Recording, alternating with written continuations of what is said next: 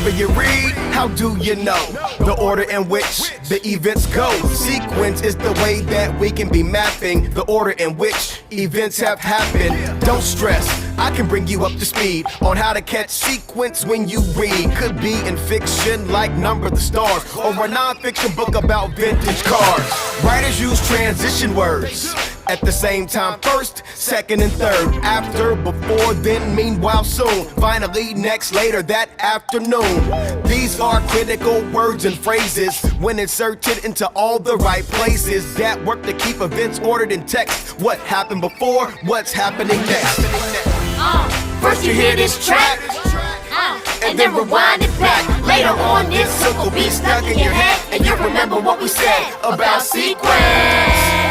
First you hear this track, and then rewind it back. Later on this hook will be stuck in your head, and you'll remember what we said about sequence. Now, let's see how transition words work to show sequence like clockwork. We can use before and previously. That's if we want to say that something happened in the past. Like before we left for the airport, I asked, are you sure you have your passport? You said yes. Next we got in the back seat, and soon we were on our way in a taxi.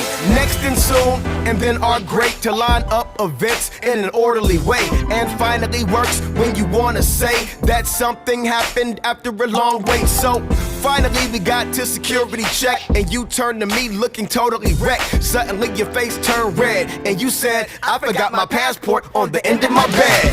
Meanwhile, I reached into my bag. Meanwhile means at the same time as I started laughing, cause I knew the whole time I had grabbed your passport when I grabbed mine. After you recovered from the moment of panic, you let out a sigh that was gigantic. Then you admitted that you hadn't double checked. I laughed and said, well, that's what you get.